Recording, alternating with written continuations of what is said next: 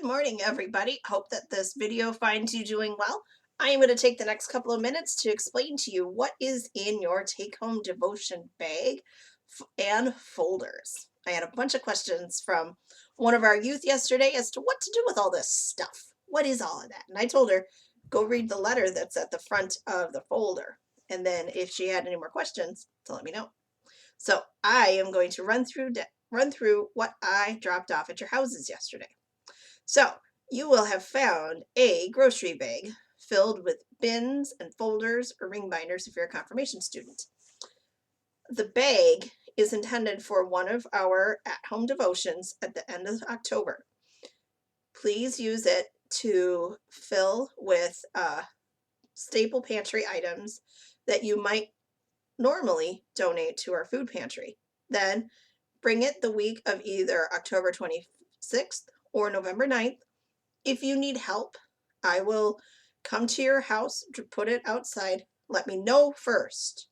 You got to let me know if you're going to do that. And I will pick up your bag of groceries and take it to church.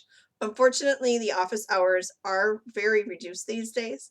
So if the Monday 9 to 3 or the Tuesday 9 to noon does not work for you, and I totally understand how that could not work for you, let me know and I will pick up the bag of groceries for you.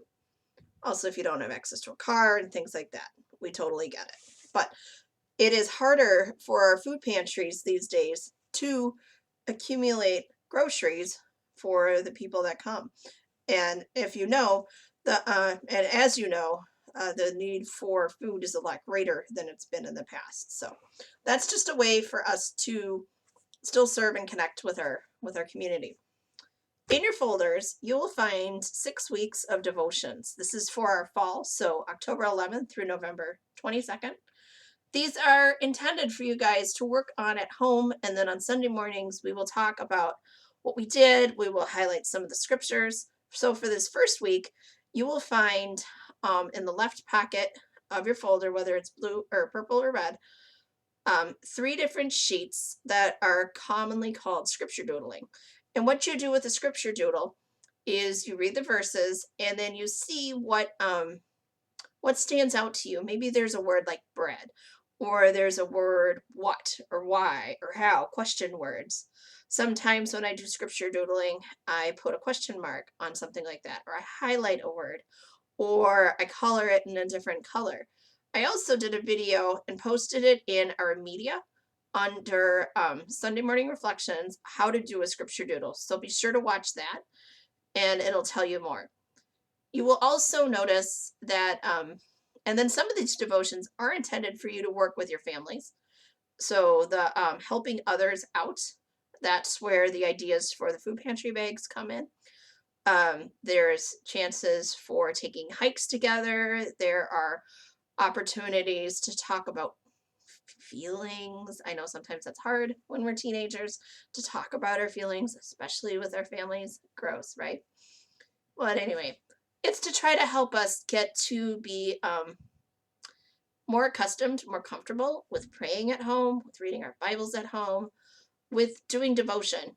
There is a notebook in there for you to help take notes, answer questions, say, this really bugged me this week, or here's my list of prayers for the people that are important to me, or maybe I want to pray about this, or, this is really stressing me out. Kind of like a diary, kind of like a journal. So, but this is your prayer devotion journal. I will have one at home as well that I will be doing right along with you. So you're not alone in this. You will also notice that there is a bin with a gray lid filled with all different kinds of things. I had a lot of questions about what the cloth was for. And the cloth is to start a base or start a platform for how you could create a worship space in your house. There is a candle, a little votive with a candle in it, a box of matches, and then there is a rock and a little thing of acrylic paint. These are intended for you to make your own prayer rocks if you want, or leave the stone as is. You will also find 2 kits for crafts. One is a bookmark craft. It has yarn and beads. The yarn is intended to, you tie the bead onto that and look in the October 18th devotion, and you will see what to do with that particular craft. And the idea is, if you remember in our hymnals, we have those bookmarkers with the ribbon, so you can mark which hymns we're going to sing that morning. And this is the idea with the Bible bookmark. Some weeks you'll have 2 or 3 scriptures, sometimes you may have only 1, but then you can mark, oh, okay, so I'm reading in First Thessalonians, and I'm also reading in Genesis, and I'm also reading in Titus. You can mark all those and then be able to go back and forth with what you're reading, jotting your notes, yada, yada, yada. The other craft is called a God's Eye. This is an old, but a good craft. So you'll find 2 pieces of driftwood, and the idea is to make a weaving, and you'll see at the back of the devotions, after November 22nd's devotion, the instructions on how to make that. I will create another video on how I would do a God's Eye craft. It suggests gluing the sticks together, but there is a way to be able to do it without having to use glue, especially if you don't have a glue gun at home. You would definitely need a glue gun, hot glue gun, for that. So anyway, there will be more devotions coming mid-November. Those will be specifically for Advent, and then depending on where we are in our world, we will continue this way, or we will figure out how to do Sunday mornings otherwise. So please, whenever you have a question, don't hesitate. Reach out. Facebook Messenger, text me, Snapchat, Twitter, Instagram, email, call me.